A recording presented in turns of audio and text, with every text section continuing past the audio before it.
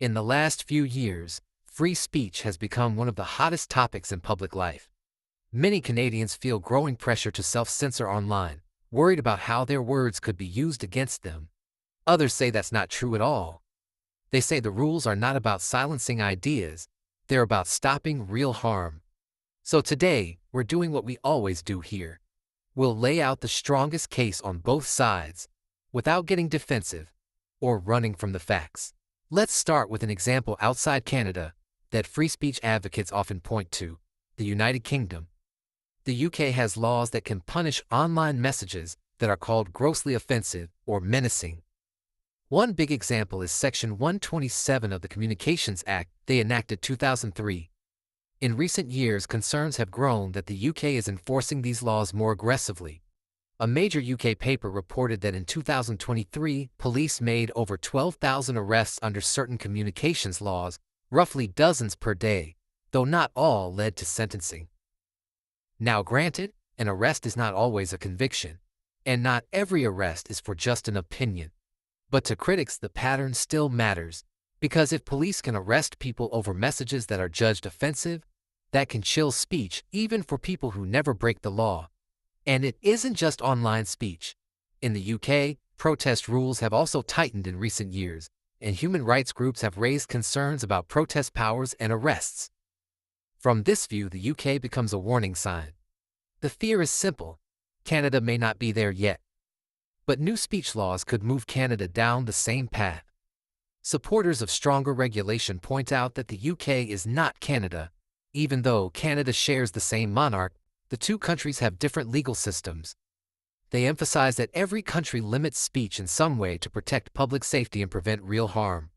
Speech in Canada has limits, not for being unpopular, but for things like threats, harassment, and certain hate propaganda rules. And supporters of tougher enforcement say the goal is safety, because online speech is not always harmless. Sometimes it becomes stalking, sometimes it becomes threats, and sometimes it sparks real-world violence. They argue that the internet has changed faster than the laws around it, making new laws a necessity rather than oppressive. Canada's 2022 convoy protests were a deeply polarizing event that reshaped how many Canadians view the government's approach to free speech. This moment matters because it mixed protest, politics, and money. The federal government invoked the Emergencies Act, and one of the tools used was the temporary freezing of some bank accounts connected to the protests. The government has said these were temporary and that they stopped once illegal activity stopped. But civil liberties groups raised alarms, saying the measures allowed financial services to be cut off without normal court oversight. Parliamentary reporting at the time showed that officials discussed whether even small donors to the convoy protests could be affected, while banks said decisions were made case by case, rather than targeting people automatically. So here's why this became a free speech symbol.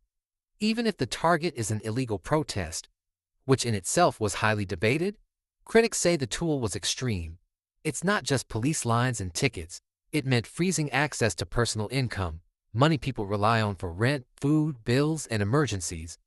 This was truly unprecedented in Canada, and to some people, that crosses a line. They argue, if the government can hit you financially during a protest, then people may stay silent next time. Not because they changed their minds, but because they're scared. Supporters of the Emergencies Act response say the key detail is this: the issue was not speech, it was disruption. Blockades, harassment claims, public order problems. From this view, the measures were about restoring order, not punishing opinions.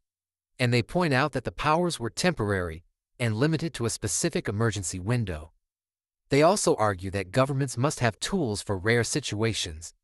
Because if a state cannot protect basic public order, then everyone loses freedom, including the people who just want to go to work, drive roads, and live normal life. So the split is sharp. One side sees a scary precedent, the other sees a last resort response. That controversy sets the stage for Bill C-63, often called the Online Harms Act, which was introduced 2 years later in 2024.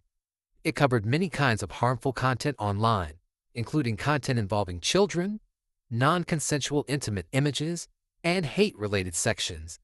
Critics of this bill highlighted the parts tied to hate speech and complaint systems, including changes that would treat certain hate speech as a discriminatory practice under the Canadian Human Rights Act. Civil liberties groups warned the bill could be abused or could punish speech before a crime happens. Then something important happened. Bill C-63 died on the order paper in January 2025 when Parliament was prorogued. So it did not become law. But the debate didn't die, because many people believe similar ideas could come back in a new bill. Critics argue that bills like this change the culture. They can create pressure on online platforms, on users, and on what people feel safe saying. Supporters of stronger regulation point to rising concern about hate incidents and hate crimes in Canada. StatsCan reported police-reported hate crimes have been rising over recent years, with 2024 slightly higher than 2023, after a big jump in 2023. Now, here's the key point.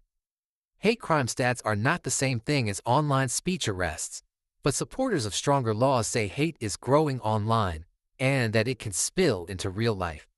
Supporters of online harms rules argue this is not about banning opinions. It's about stopping serious harm.